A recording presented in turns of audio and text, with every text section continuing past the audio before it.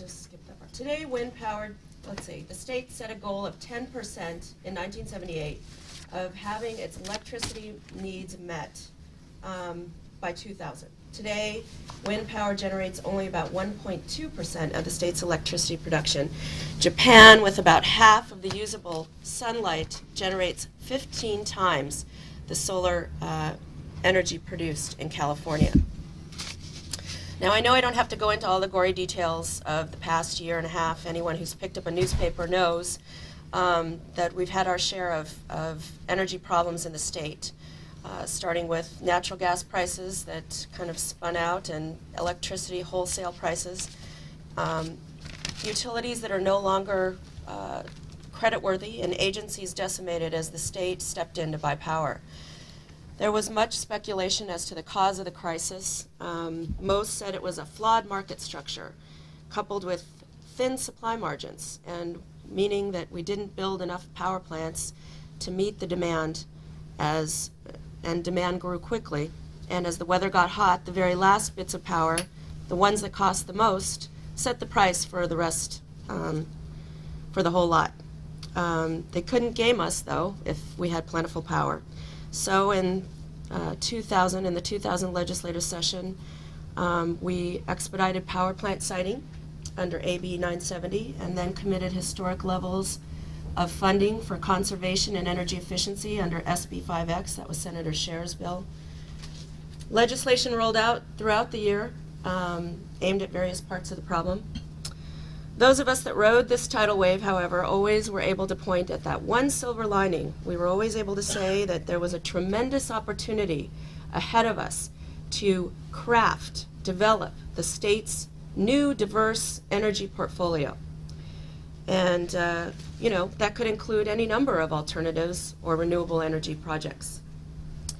So here to talk about what has happened with that opportunity and to share their valuable perspectives on this subject are 5 panelists who have spent considerable time in the energy trenches.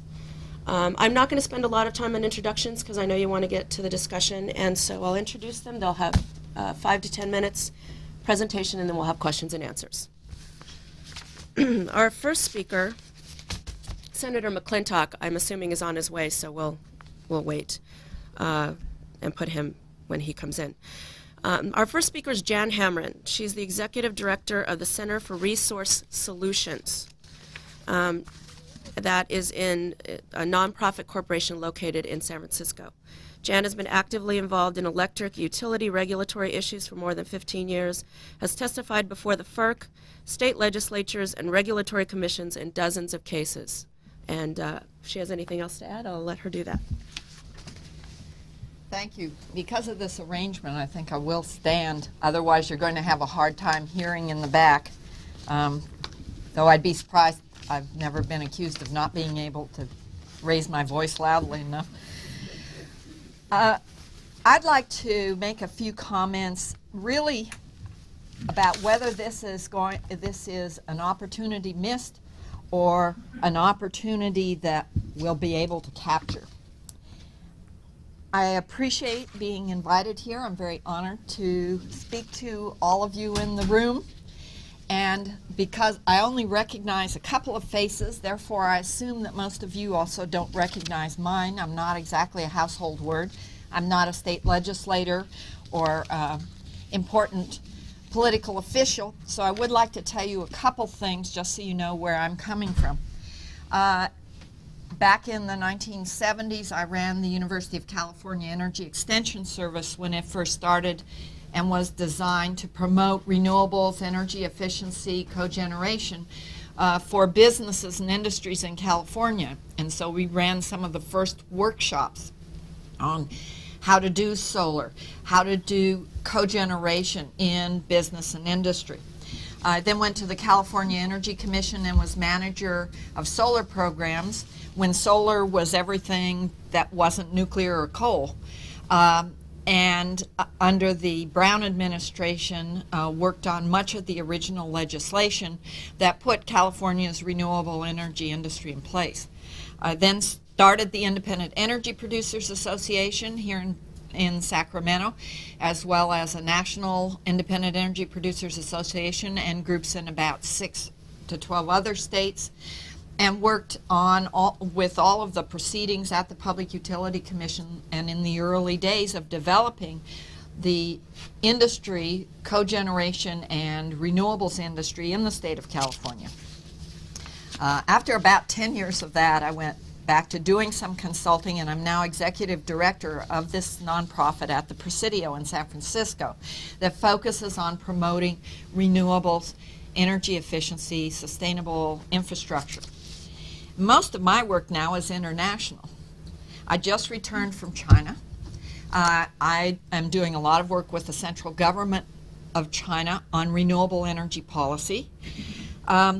They just published their 10th five-year plan, and in that they included a renewable portfolio standard as one of the things for China's future in developing renewable electricity. I find that to be fairly astounding. The implementation of it in China will be challenging, but nevertheless, the intent is there to move forward and to develop the renewable resources that they possibly can develop.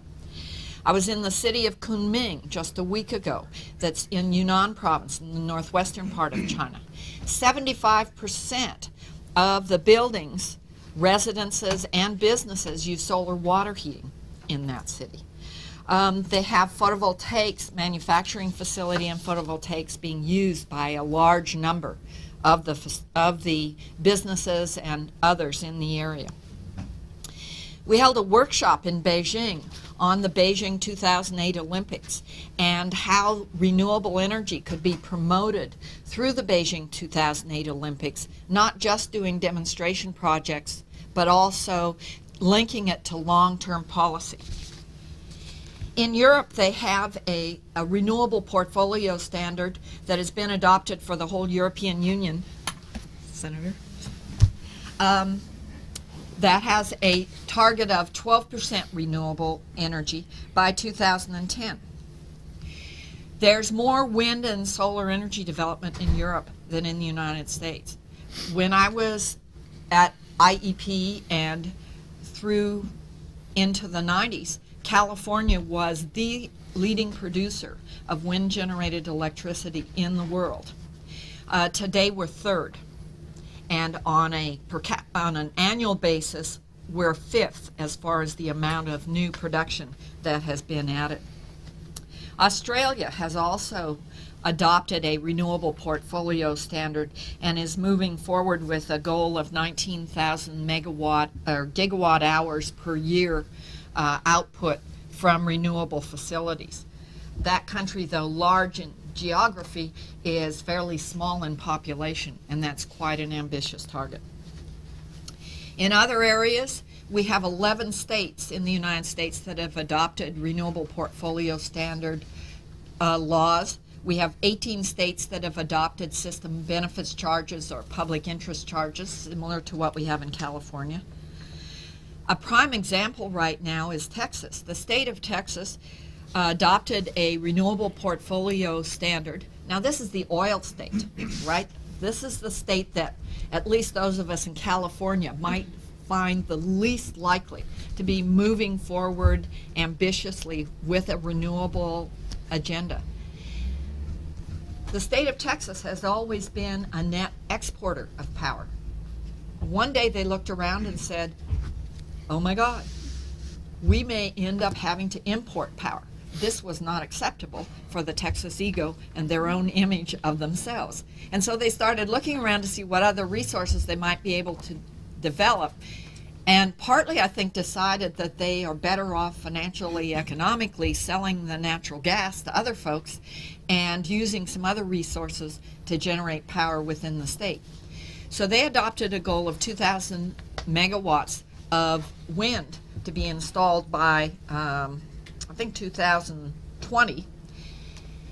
That renewable portfolio standard is scheduled to begin in 2002, but we expect 900 megawatts of that will already be installed by the end of this year.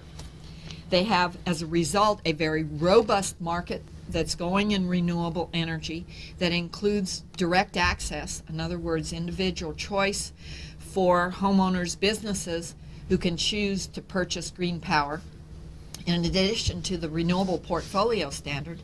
And I've heard that they have thousands of people signing up for that program. It seems to be going in a very active fashion, and they have lots of supply that's being made available.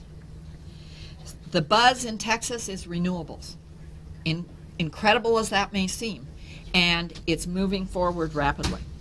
Other states have decided that renewables are one of the most cost-effective new resources they can add to their mix. And so we have BPA in the Northwest with letters of intent for 1,000 megawatts of new wind. We had Midwestern United States with new renewable, grid-connected renewable facilities coming online all over the place. In California, we have about 3 times the demand for on-site photovoltaics installations that we had just a year ago or so. But where are we in California today? Well, there was a law, as you know, legislation passed to extend the public benefits charge program for renewables, but it didn't get funded. At the end of the session when it closed, there is no money for the Energy Commission to continue that program past December 31st of this year. There has been a bill pending to establish a renewable portfolio standard for the state of California, but it has not passed when the session closed. And there's various opinions, and I'll be interested in hearing them in the discussion today, about its prospects for passage. The direct market for green choice, the direct market for any choice, was officially eliminated by the Public Utilities Commission last week. So as a consumer, I used to buy 100% of my power from renewable resources. I no longer have that option. So even with a renewable portfolio standard, should it be passed, and maybe we get to 20% renewables in the mix in California, as an individual or as a household member, if I wanted to pay the little extra in order to use 100% renewables, I don't have the option of doing that today.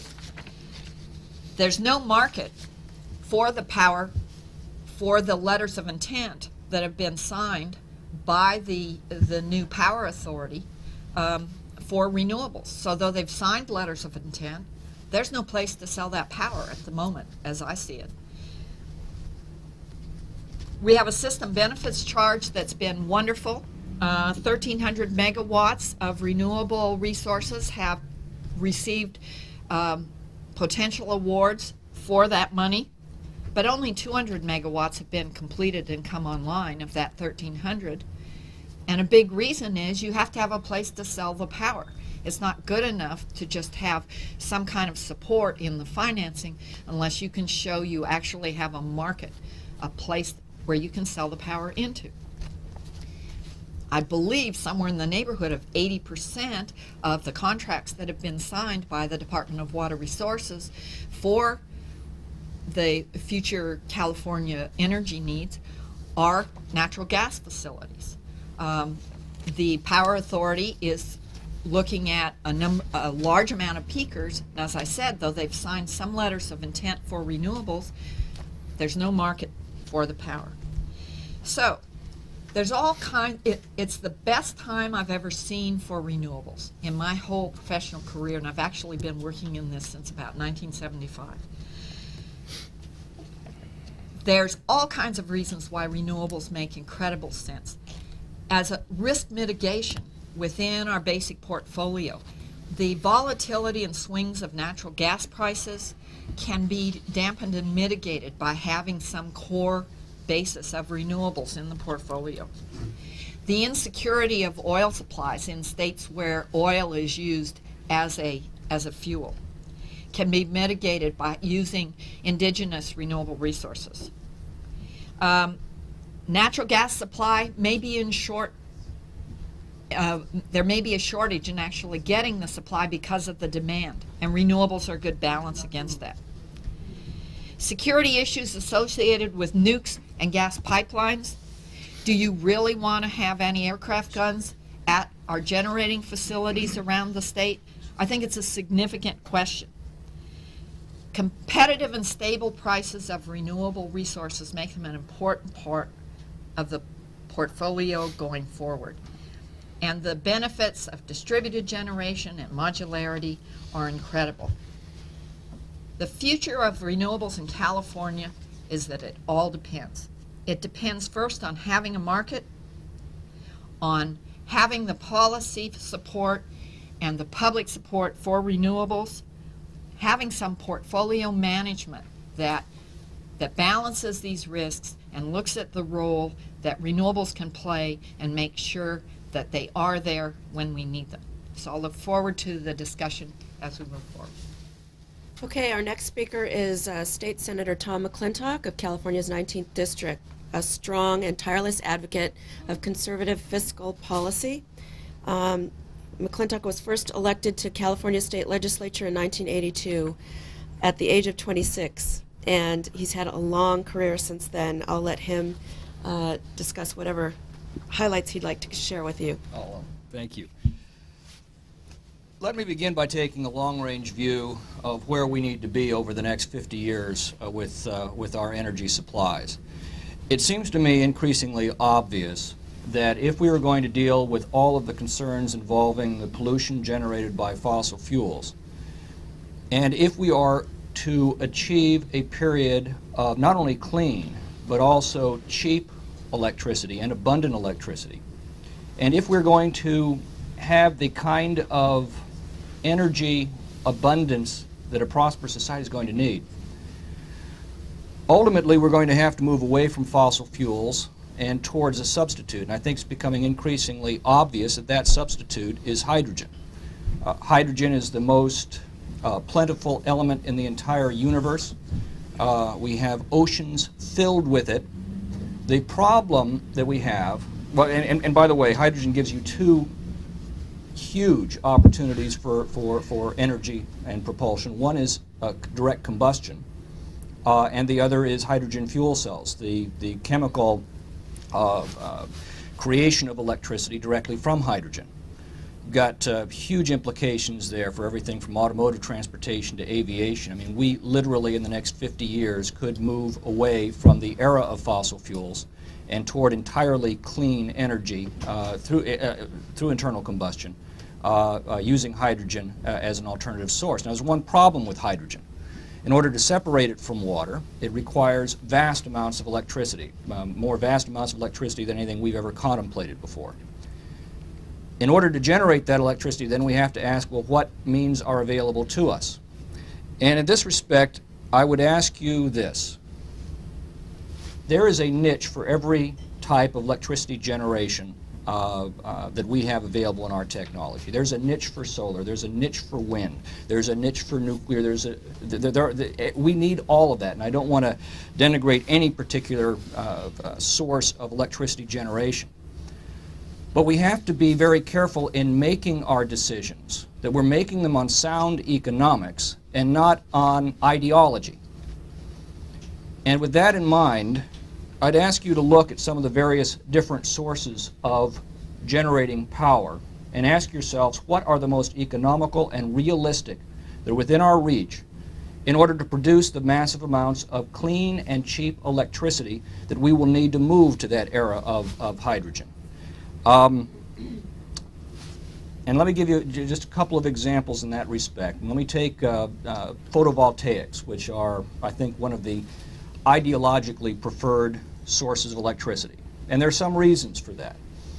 It's not a new technology, by the way. It goes back to 1839. It was a process that was originally invented by a French physicist by the name of Edmond Besquerel.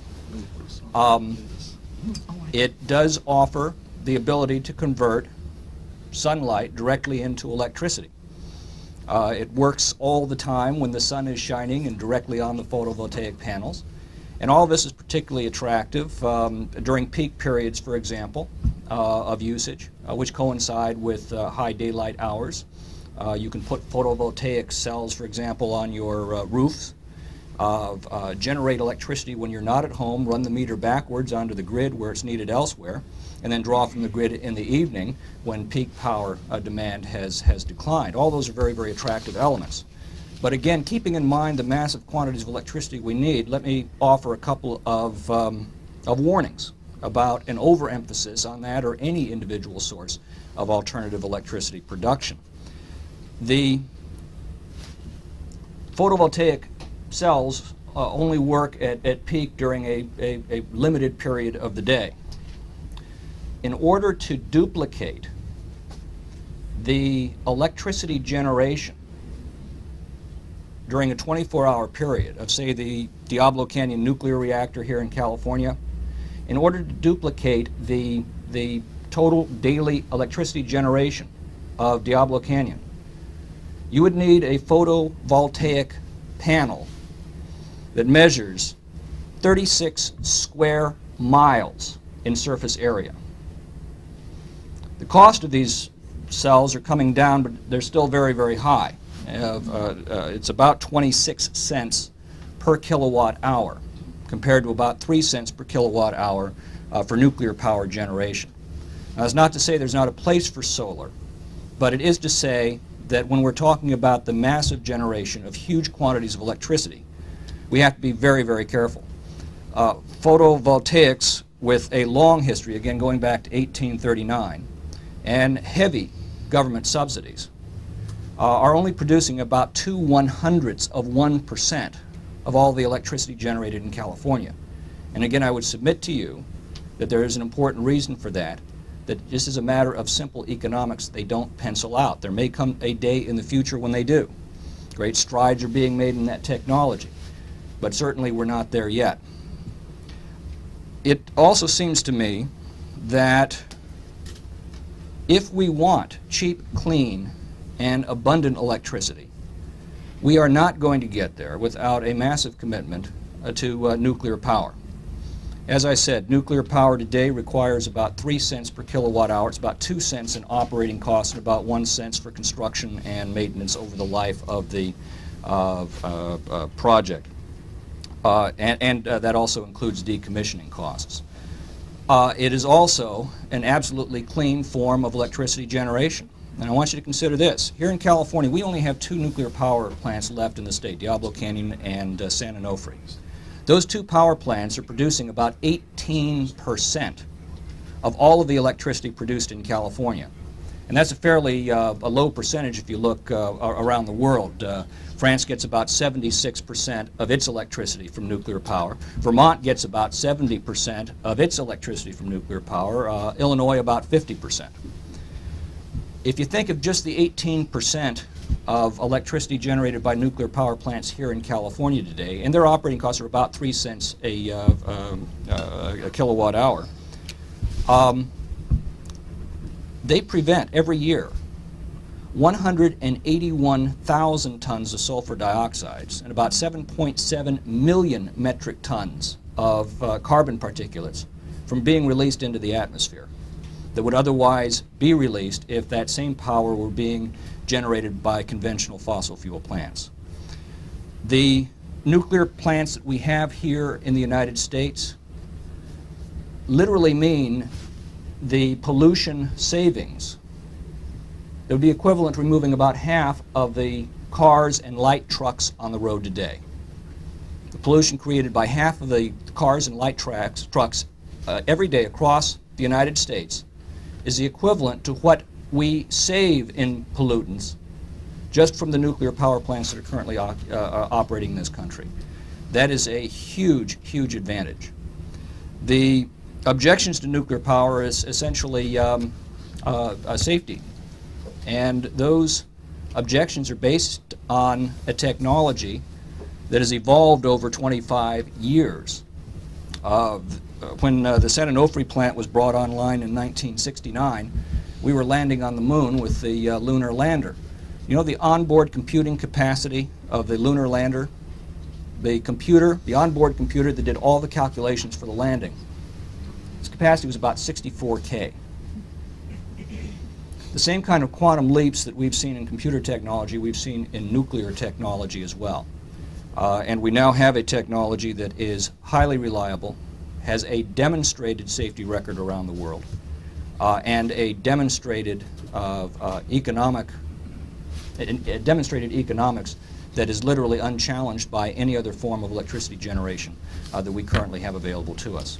So that's the question that we have to decide. Are we going to make our decisions on ideological considerations or on economic considerations? And bear in mind that what is at stake is the ability of our civilization to move from an era of polluting fossil fuels to an era of absolutely unlimited and absolutely clean hydrogen in the next several generations.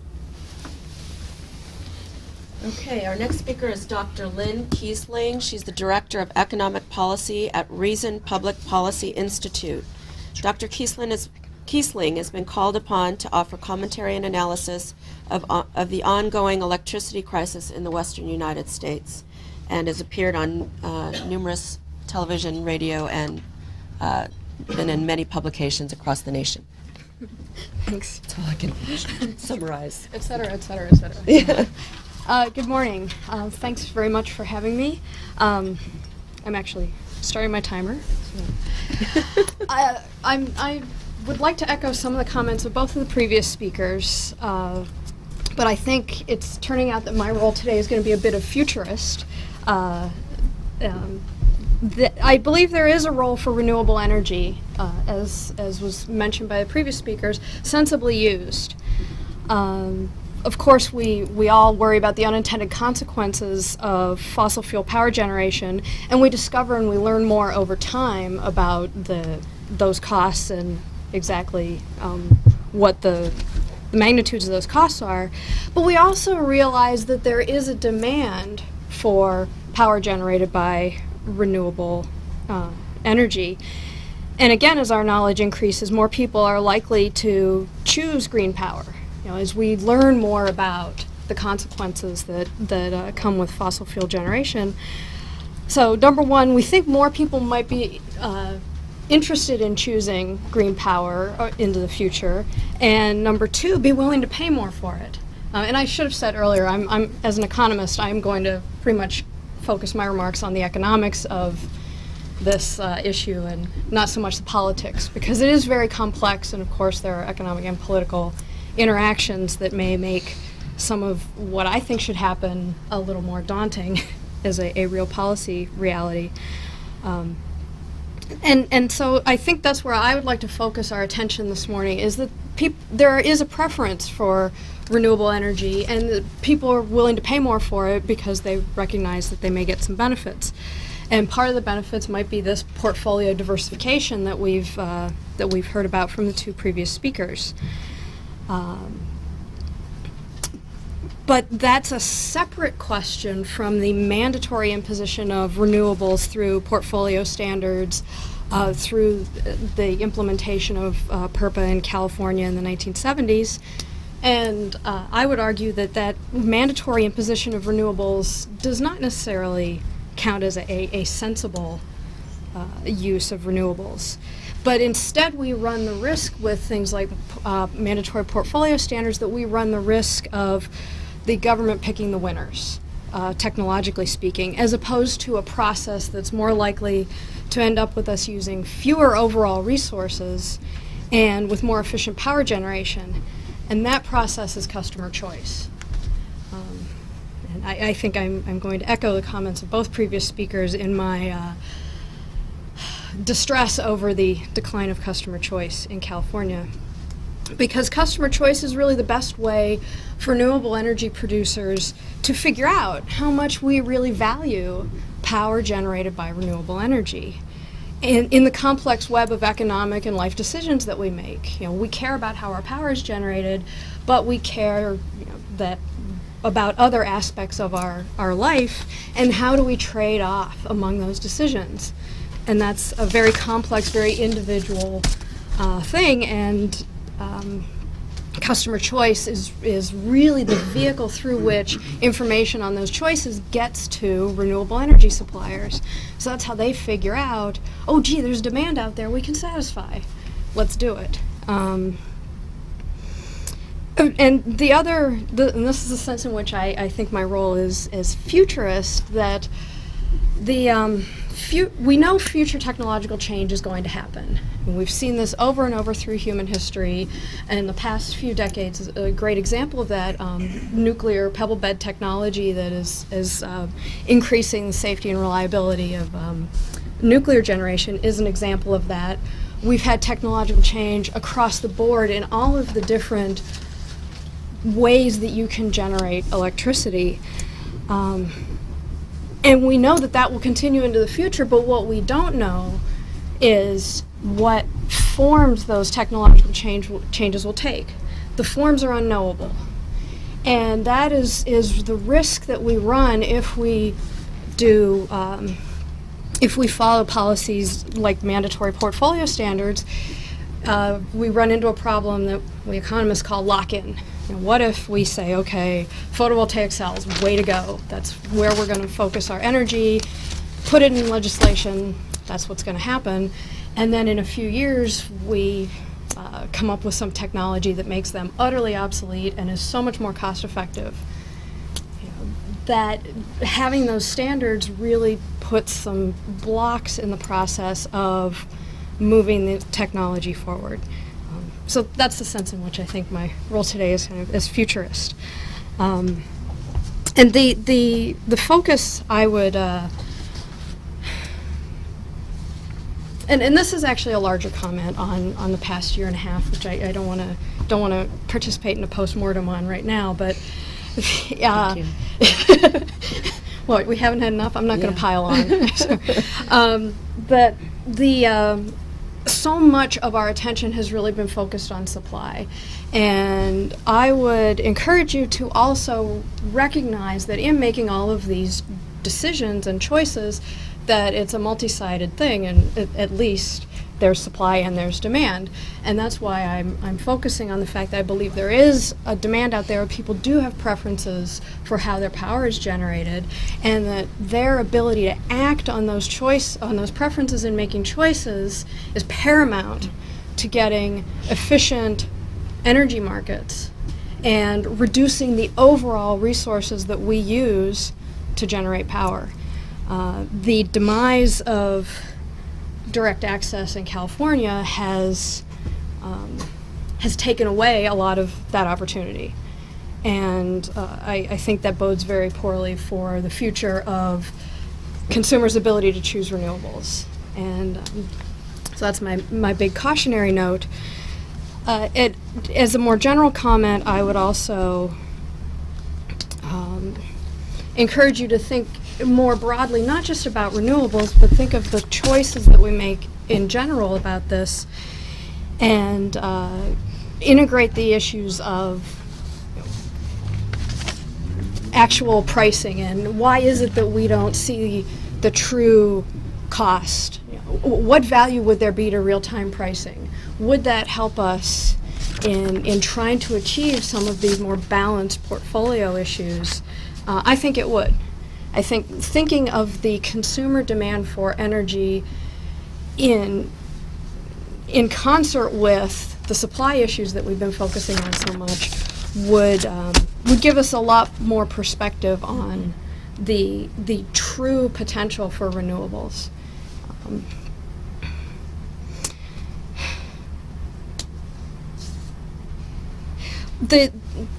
The main way that in economics, the way we think about this, it has been highlighted by the previous two speakers, and that's something called contestability, which is the availability of potential substitutes for your energy.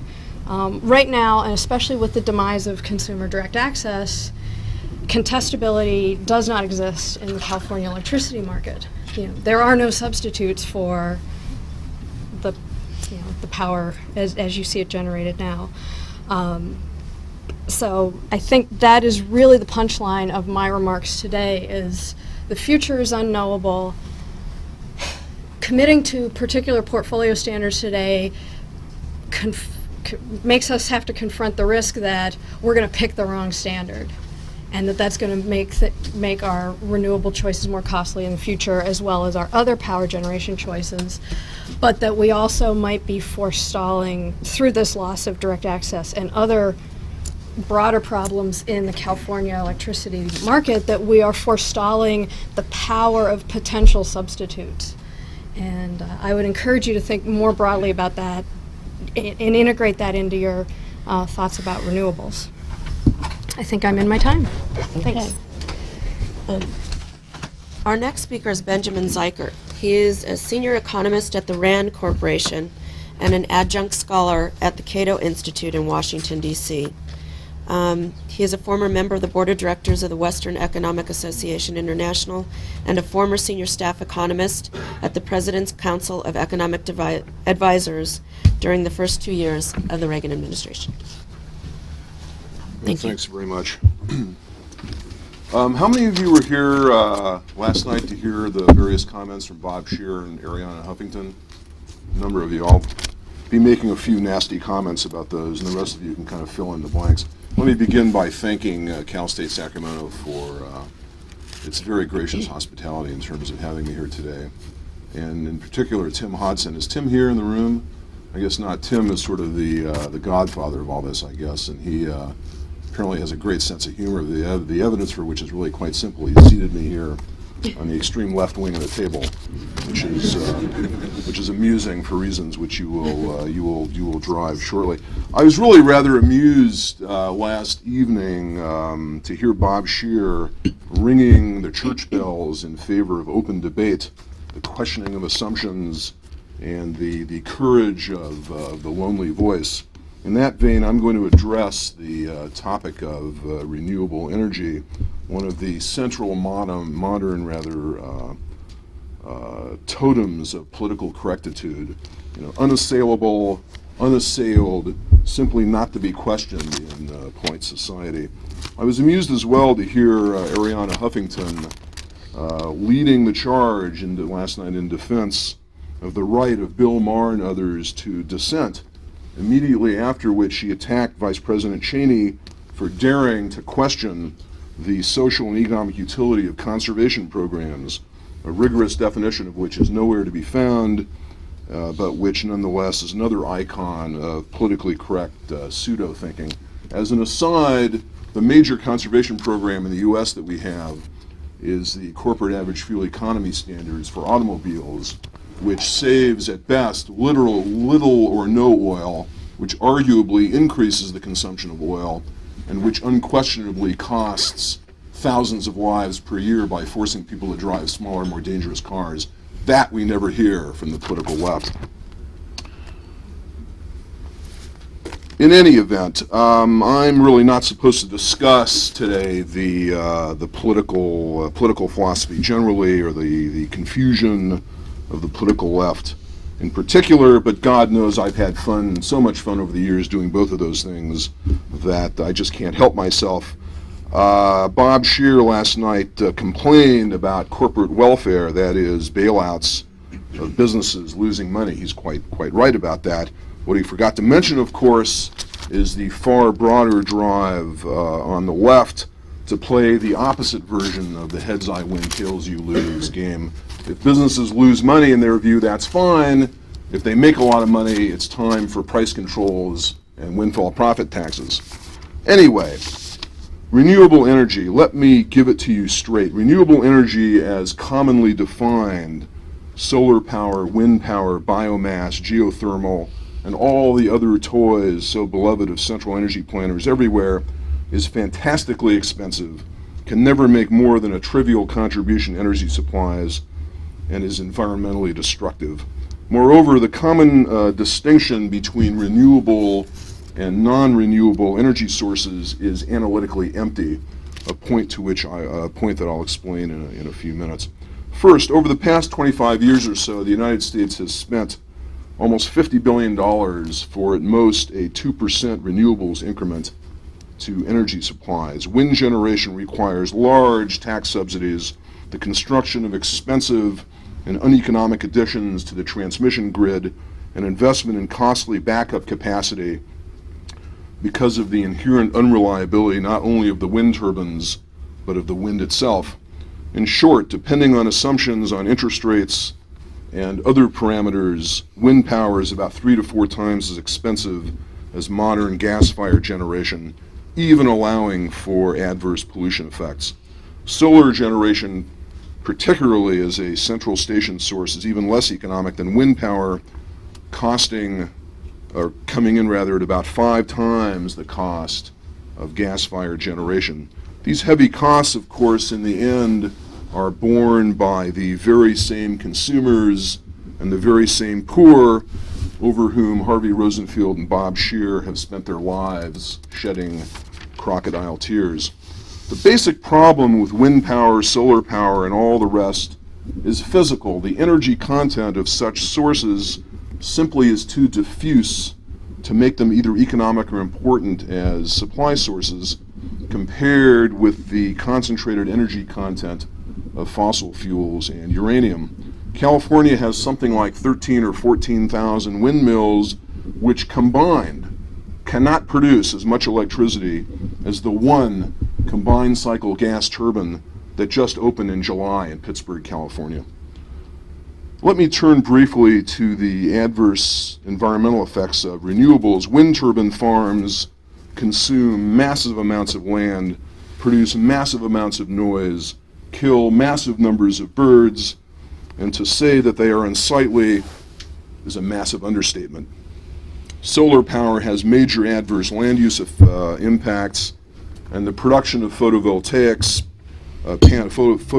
panels yields substantial toxic chemical pollution in the form of arsenic, gallium, and cadmium.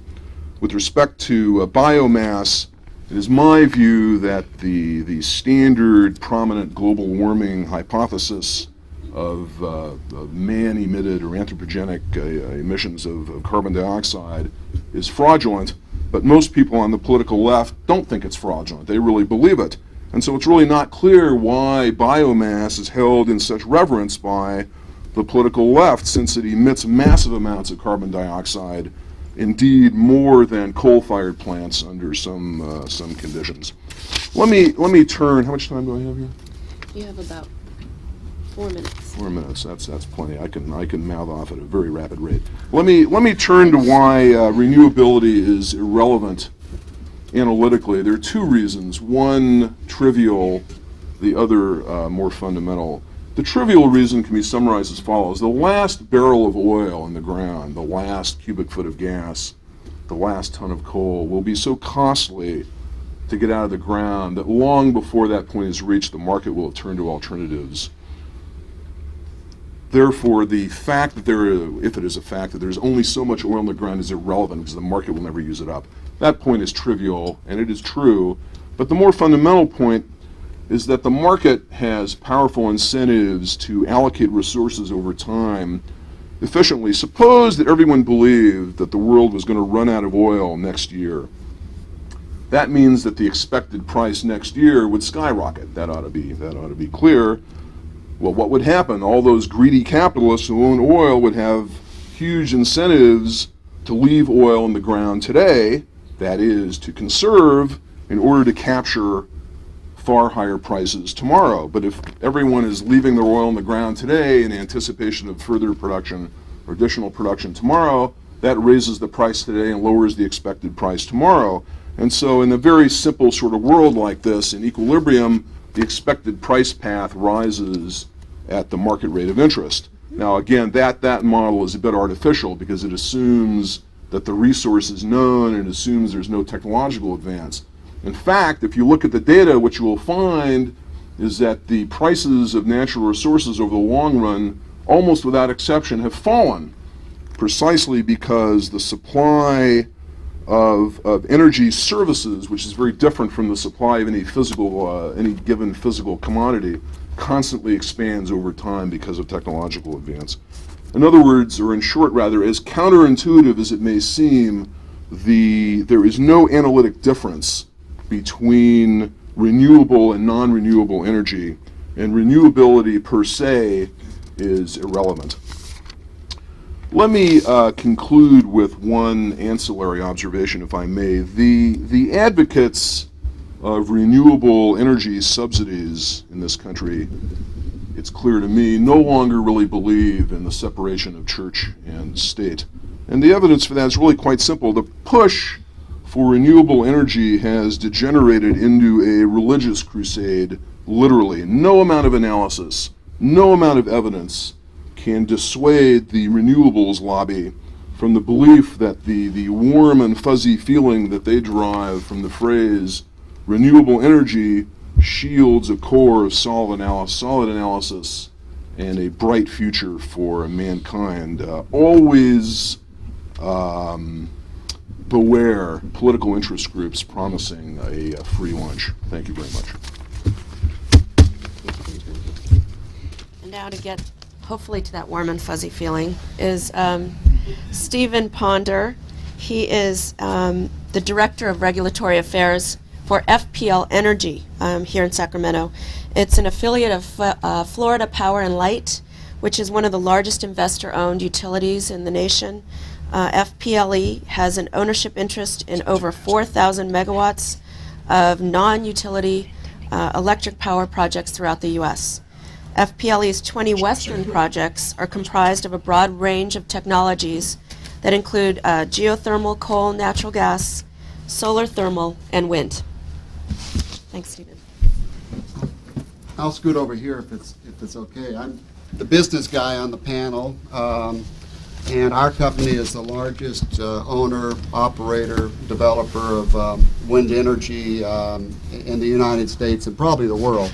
We also have the largest solar thermal plant in the world, which is down near the Tehachapi Mountains. And I'm amazed by the comments so far of this panel. I find it very exciting, and Senator McClintock actually set me up in a lot of ways, and I want to address his hydrogen comments, which I totally agree with, but was not planning on speaking to today.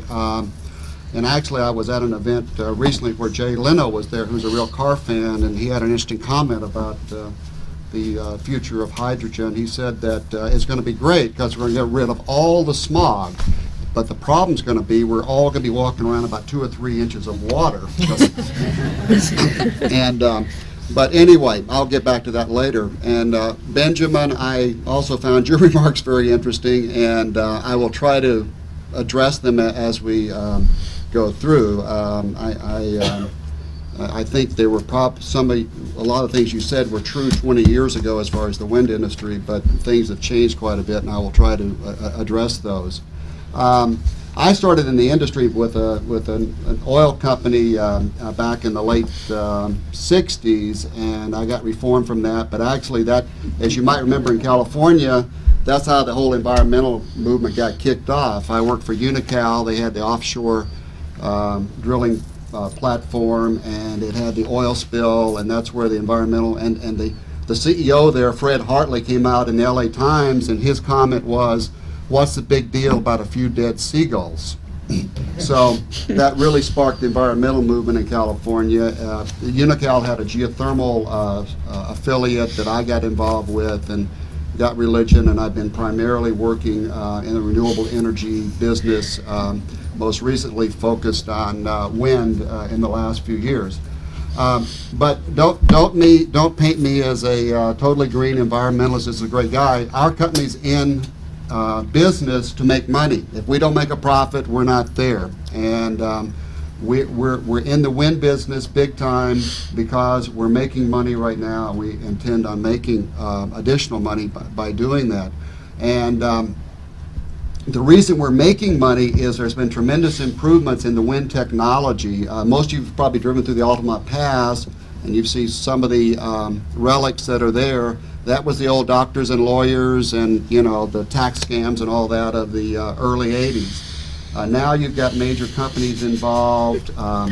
You've got companies that are producing better technology. The efficiencies of the wind turbines have improved dramatically over the last few years. I actually brought in one of these just to let you very briefly know how wind energy works. This is a tubular tower, and has stairs up in the middle of it, and there's electrical wiring coming down it. And this is called the nacelle, and this is actually a little generator in there.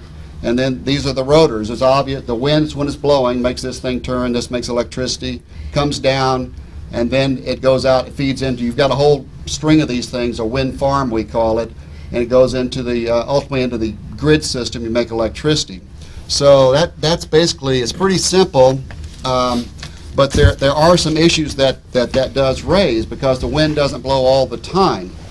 And I think Benjamin mentioned that. He said, well, you can't depend on the wind. Well, you can't, but we factor that in, and what you can do is when you have a customer that you're selling to, you can also blend in another power product, such as hydro, that you can control, or natural gas plants. You know, you can use some of these clean plants. And so if I'm selling wind to SMUD or somebody like that, I'll say, well, yes, I will firm up my intermittent, just means the wind doesn't blow all the time, with natural gas or something else. So that is one issue that we we can control, and so that affects the pricing of the product. Let's talk about money a little bit. The current wind prices, back when the Altamont Pass was being developed, prices that you were getting at that time, or what you could produce the electricity for with the old, smaller windmills, and normally they were about 1/3 of a megawatt.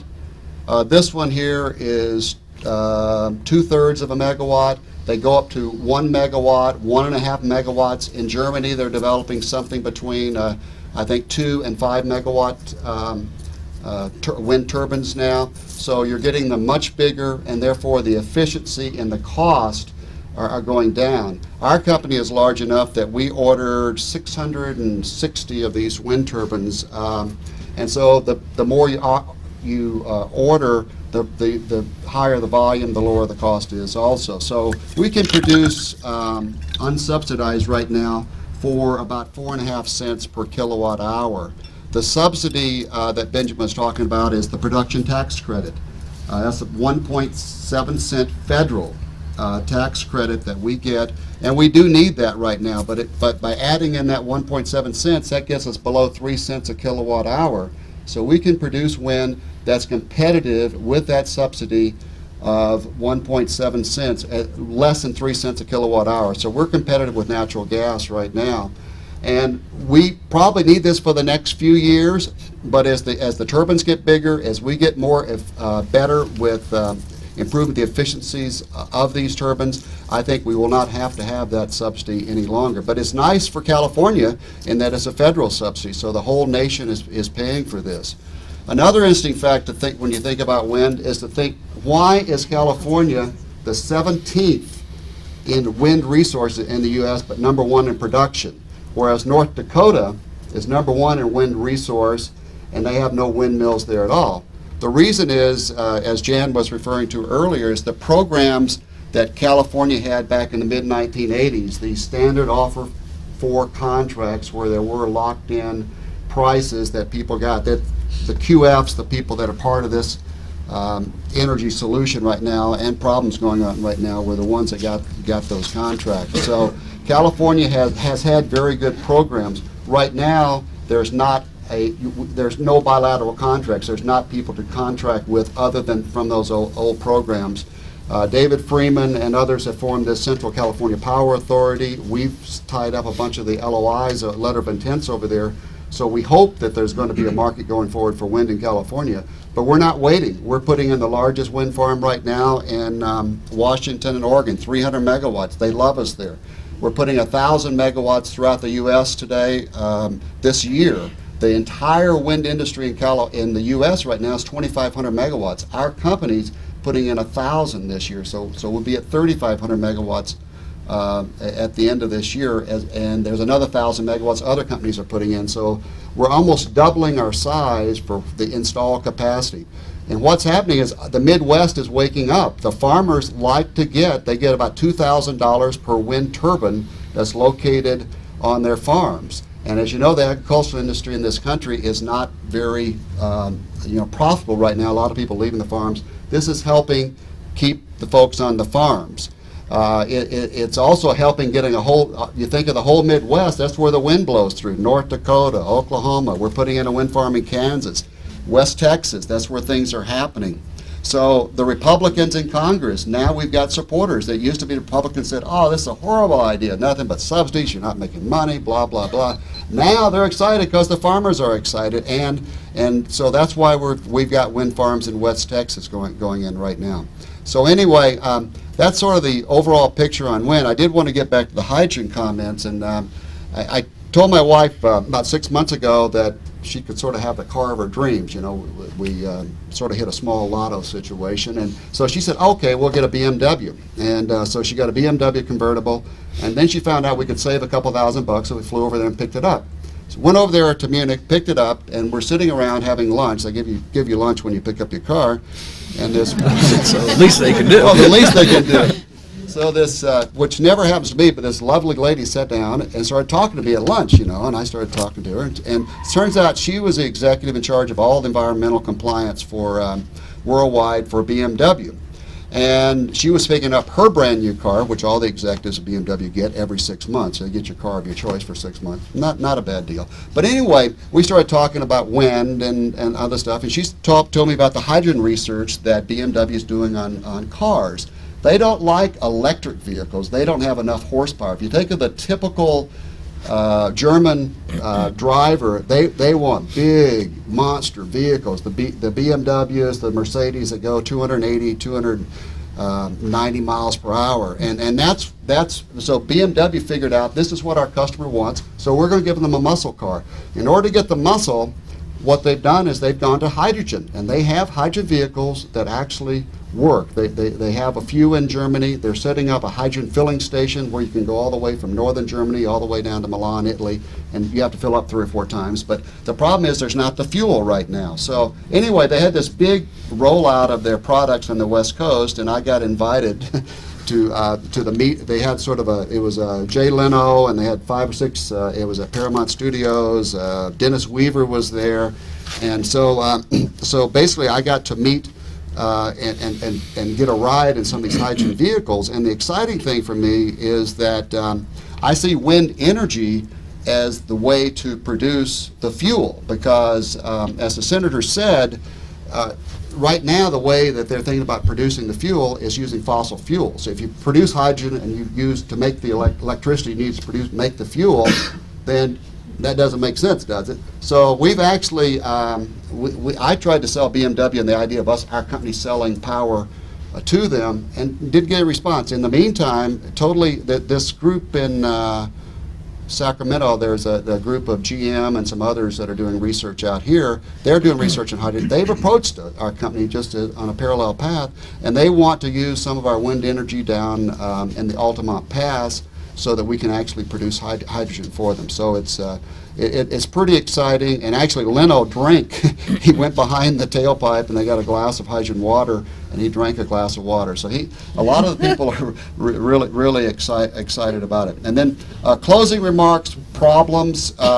There are problems with wind energy. The avian, the bird issues have already been alluded to. The biggest problem is the siting of that very first doctor and lawyer site down the Altamont Pass. Unfortunately, the wind farms were sited on a migratory bird path, and people didn't know enough at the time to do that. So there are some mitigation measures that are going on, but there are some bird fatalities involved in that. Our windmill in Oregon, I mentioned we're doing the largest one right now. Our first year of operation for sort of a prototype, a 25 megawatt farm, we had, I think, 6 or 7 bird fatalities. There were sparrows and bats, you know, and so there's been no fatalities of major migratory birds and things like that. So basically, we're not even doing monitoring for birds now, because we're getting smarter, and we're going through all the secret review and all that. So we're not putting our wind farms where the birds are located. Transmission is another big concern for us, as Benjamin alluded to. If you think about where's the wind energy, it's in these big midwestern parts of the U.S. There's not many people there. There's not New York. There's not big load centers. So we are going to have build additional transmission lines, and I think that's sort of the least we can do to promote what I think is probably the cleanest resource around. There's no air emissions, there's no water problems, and it helps greenhouse gases and SOx, NOx. I mean, it's a tremendous contribution that it makes to the environment. So anyway, that concludes my remarks. Thank you. Well, I think birds get the short end of the stick on this deal. You're either seagulls or sparrows. I'm not sure which. We have a diverse panel. I'm sure they're happy to receive all of your questions, and we'll start with you. I have a question for Senator McClintock following comment. Never trust your comments are appropriate, but in many ways they are reminiscent of the nuclear energy comments in the 1960s to the quote too cheap to meter. And I have three questions for you. Ask you a question about three aspects of your economic comparison and ideological comparison. One is I'd like you to compare the 3 cents per kilowatt hour to actual costs of the industry, which I think in California are 4 to 5 times that in construction. The second is to talk about the subsidies and externalities that are not covered in that, including both liability on the safety issue, which is subsidized by the federal government, and waste disposal, which still is not going to solve this subsidized. And finally, the opportunity cost. You talk about how much emissions we've saved, but the studies I've seen indicate that the same amount of money we're spent as the nuclear power plant is spent on inefficiency or conservation, we would save about 7 times as much energy and a commensurate amount of emissions. Let's talk about operating costs first. These are all very good questions. The nuclear power plants that are being brought online around the world, the combination of construction costs amortized over the life of the project, operating and maintenance, and decommissioning comes to about 2 cents per kilowatt hour. Operating and maintenance on the 2 plants that we have here in California are about 3 cents per kilowatt hour. You're correct that the 2 plants that we have operating were very, very expensive to build. They were among the first nuclear power plants, San Onofre in particular, among the first nuclear power plants in the country. As I pointed out, that was in 1969. There were also some construction problems with Diablo Canyon.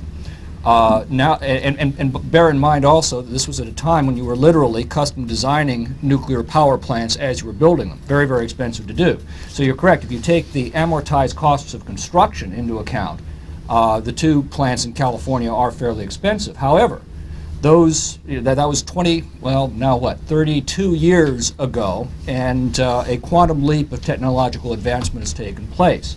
Plans are now standardized, construction techniques are now standardized, and the result is that, again, if you include everything from decommissioning to the total construction cost, it's about 1 penny per kilowatt hour from the new plants that are being constructed in other parts of the world. Unfortunately, we haven't constructed a new power plant in California in all of those years.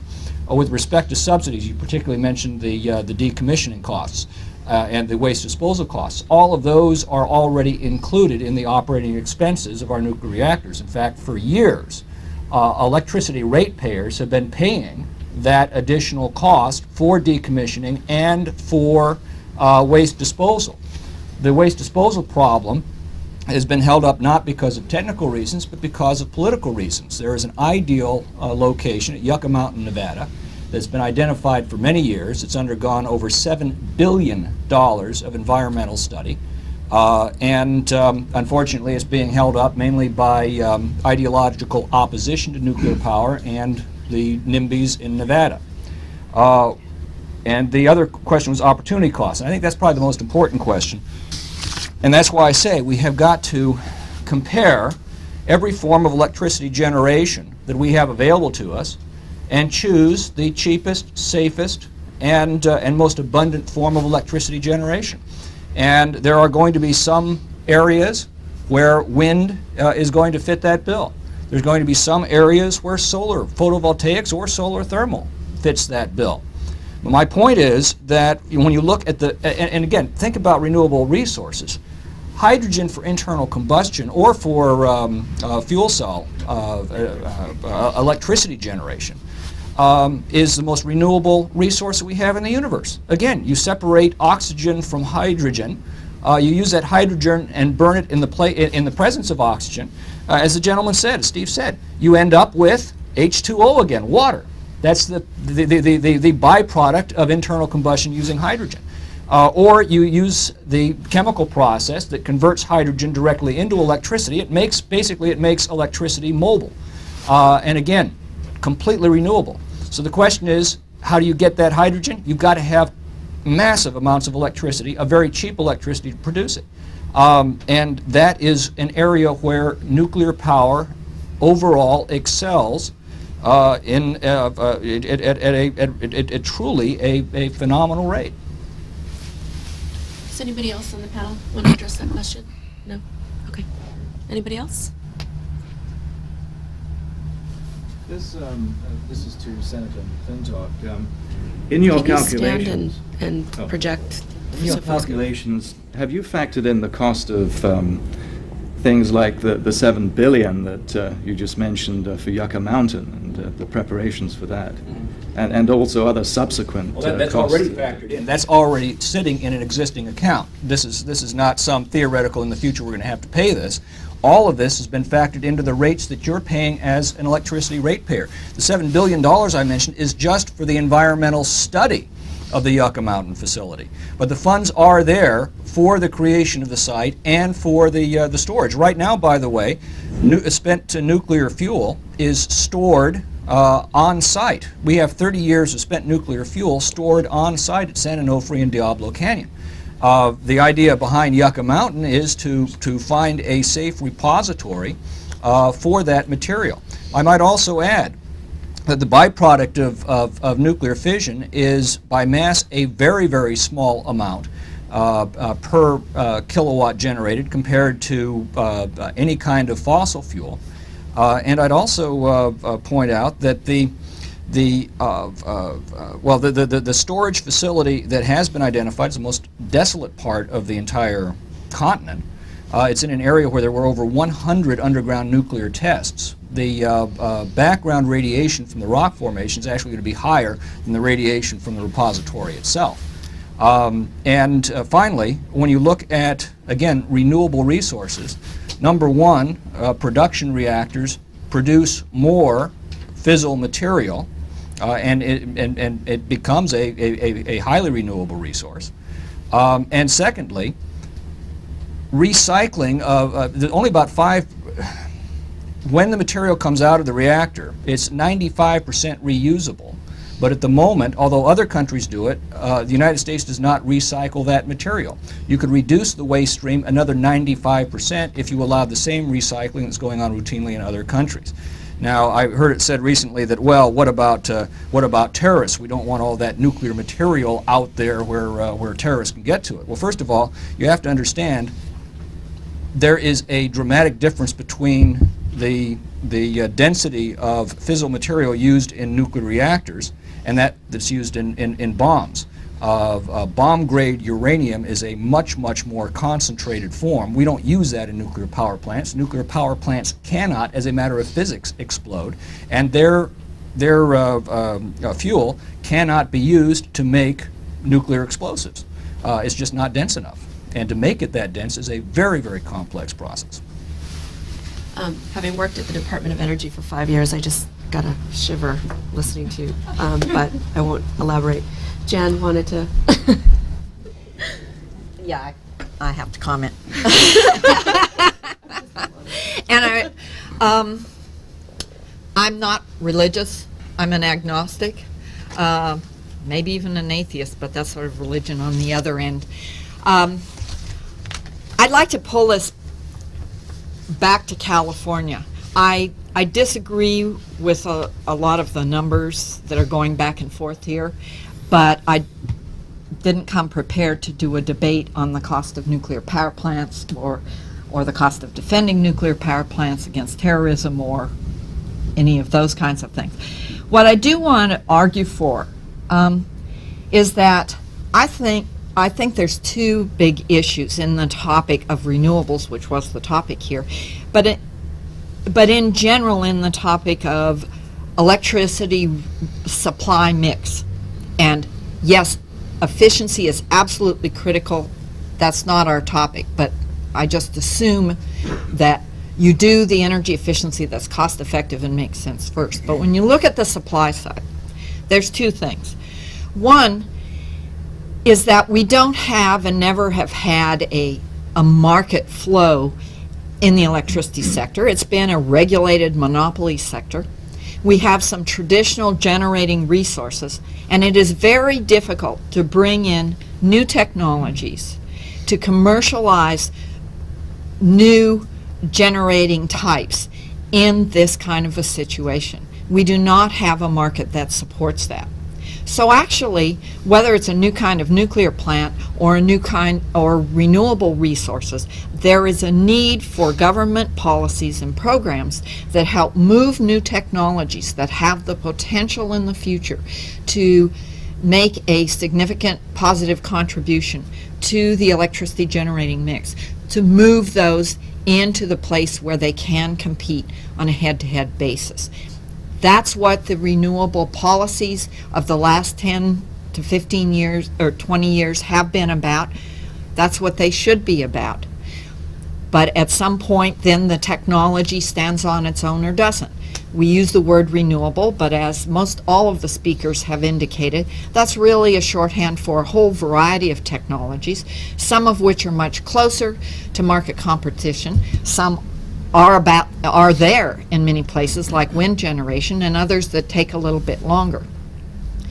So one, you do need government policies and supports of different kinds to help bring new technologies in. The nuclear power industry had that in huge amounts, and if anyone's interested, I can give you references for studies that have been made on the subsidies that have gone to the different generating technologies that we use in this country. Renewables are way down the list as far as their share of it. The second thing is that in California at this time, we do not have a planning function or anyone who really can do or is responsible for doing the kinds of cost comparisons that Benjamin mentioned. And I think it's absolutely correct. We do need to do analysis. We need to do risk mitigation analysis as well as actual cost analysis of the kilowatt hour costs of various technologies, and look at the portfolio just as you'd look at any investment portfolio. There's things you want for long-term stability. There are things that might be quite volatile in cost but have other benefits that come into the package.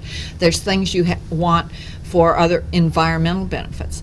And either you have a portfolio manager, and the utilities and the California Energy Commission used to serve that function. They are no longer in that role, and there's nobody who's really there right now.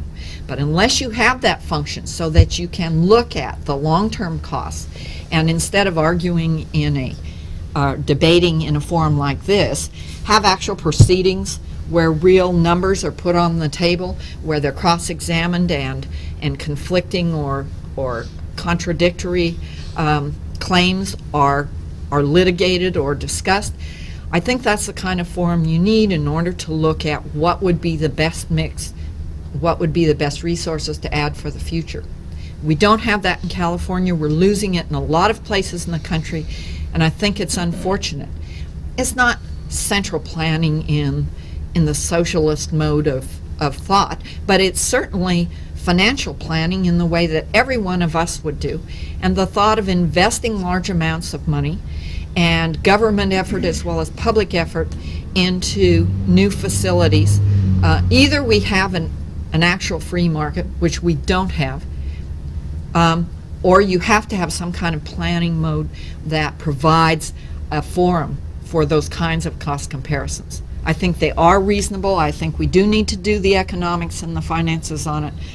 At the bottom line, I'd rather pay 4 to 5 cents without the subsidy for a kilowatt hour for wind than maybe 3 to 30 cents a kilowatt hour for natural gas because of the volatility. And I suspect that the numbers we'd finally get to in nuclear might be substantially different in that competitive zone, but I'm certainly willing to sit at the table and look at them. But we don't have a forum and we don't have a table right now to do that. I thought the California Power Authority was talking about some sort of strategic resource planning, I guess, energy They plan. are supposed to do an investment plan for how they're going to spend their money. Right. It could be interpreted as a as is kind of a planning function, but I haven't heard David Freeman indicate that that's what he's got in mind. I think the legislature might provide guidance if they think that that's an important element to be in there. I do. So we're now going to allow the same political institutions that have created this mess to plan our way out of the future. I mean, am I missing something here? We're going to rationalize the system by having a Soviet-style Gosplan agency. You know, plan the future, make predictions, look at numbers, and evaluate alternatives and choose among competing technologies. Has anyone here ever heard of allowing markets to make these decisions through the forces of competition? I believe that is what got us in this mess. We don't have It is? functioning How markets. so? Absolutely. How so?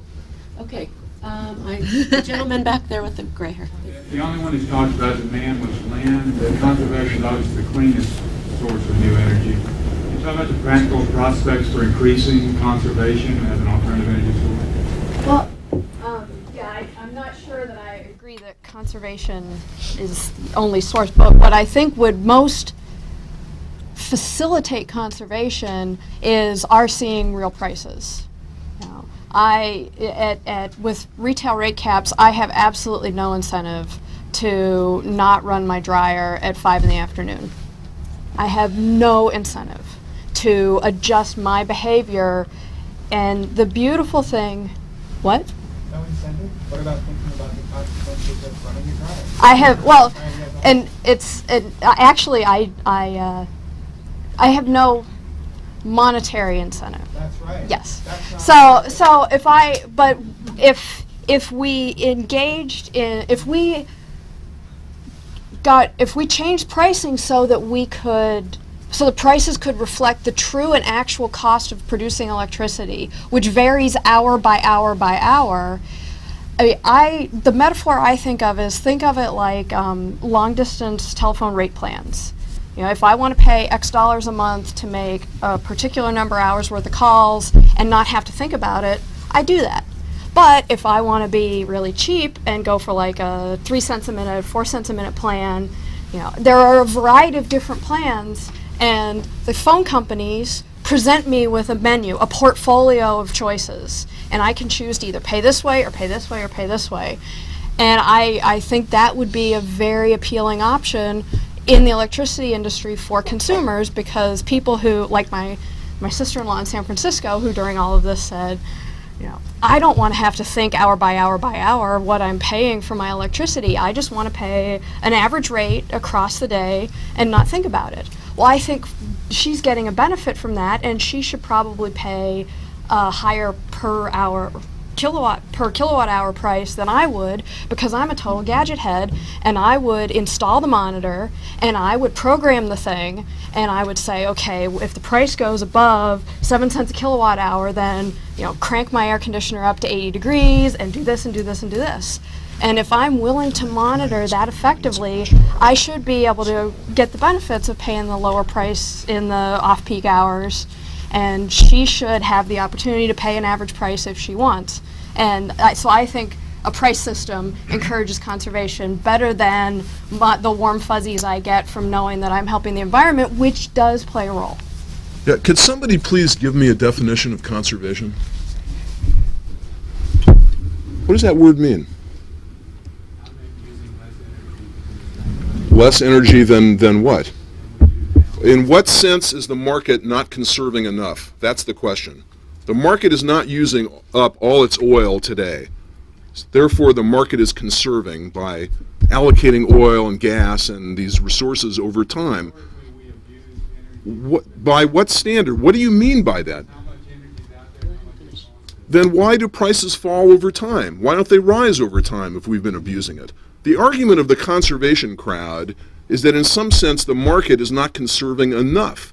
What does that mean?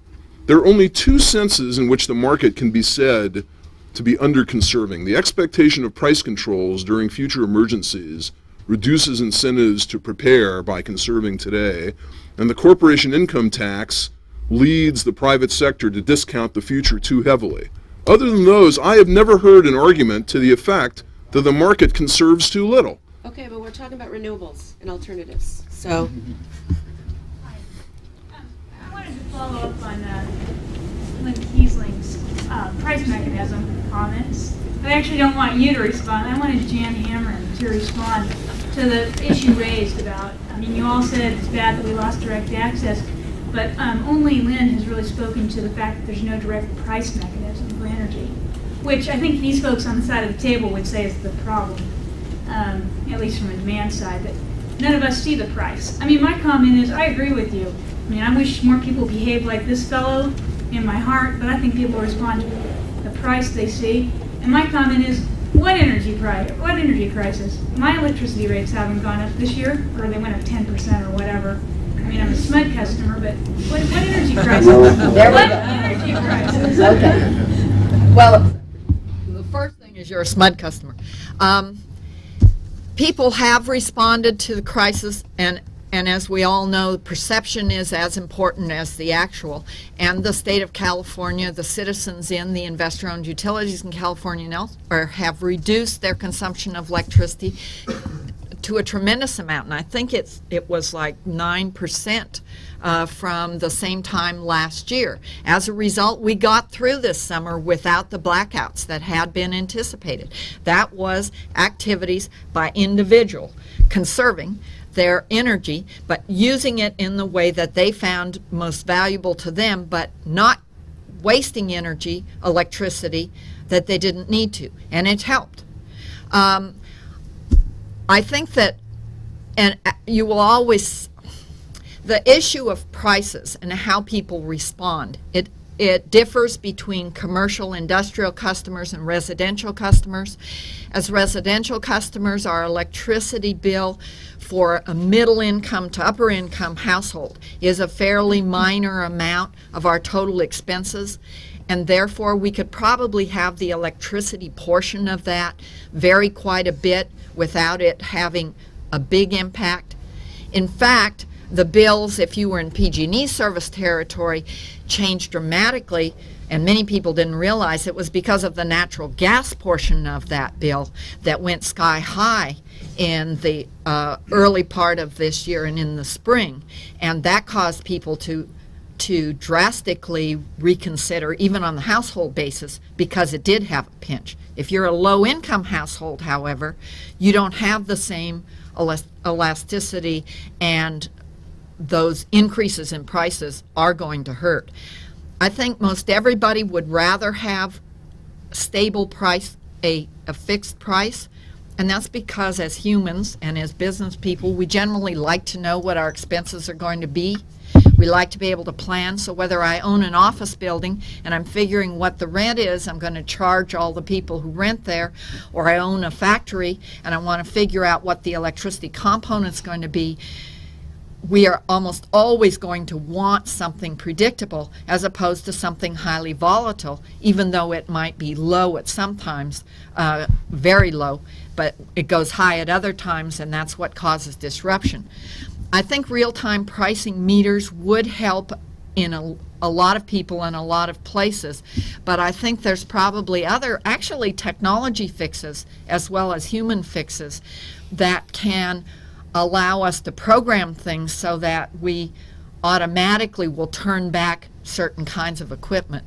But I do think that people have responded. They are, the fact that we have a room full of people talking about energy issues today and 3 rooms full of them down the hall, the fact that you can actually conduct a conversation about the electricity sector and about the issues in California with almost anyone, where 2 years ago people would stare at you like you'd totally lost your mind of what is it you're talking about. I think we do have more educated consumers, and I do think that they are responding.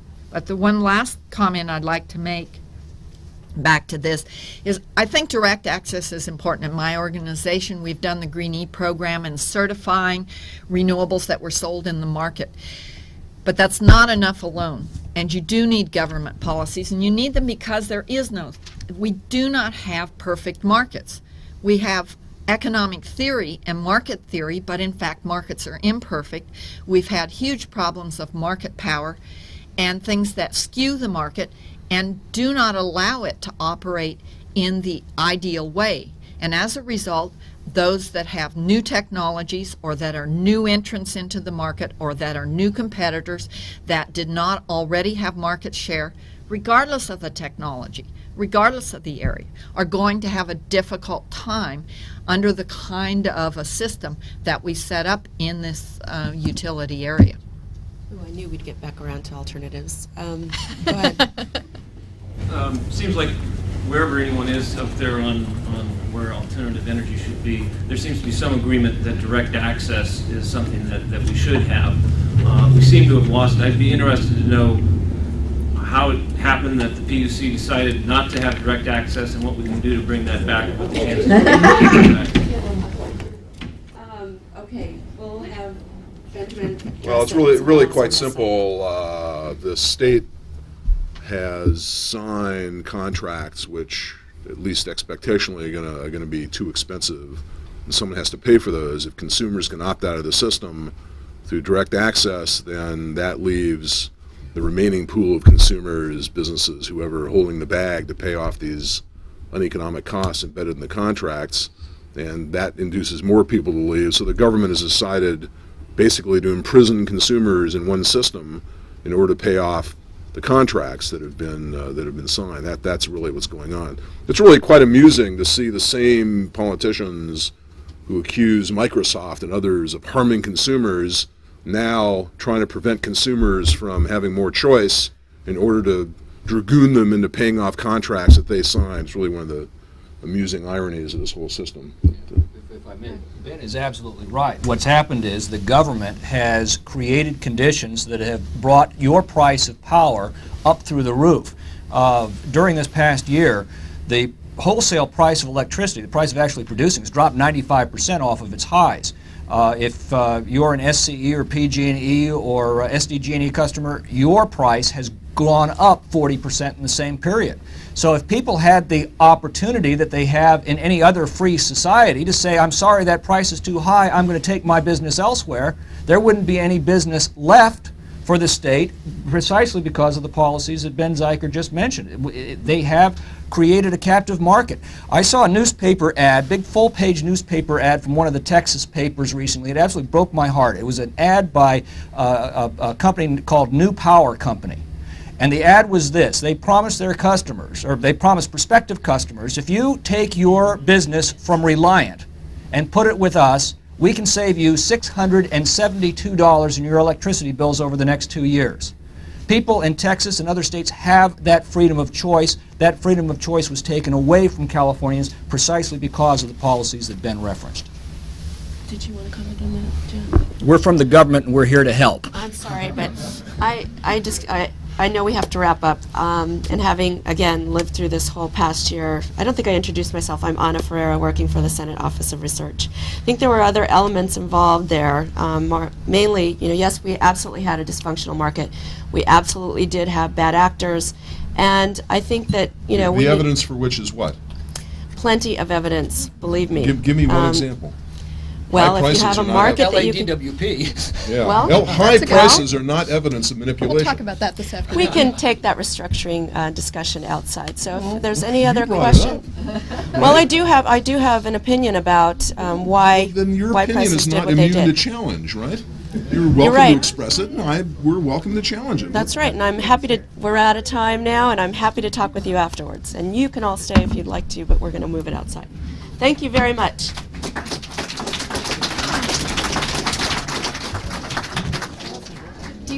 Absolutely. That's outrageous. If you want to start pontificating. You're watching the California Channel, brought to you as a public service by California's cable television industry.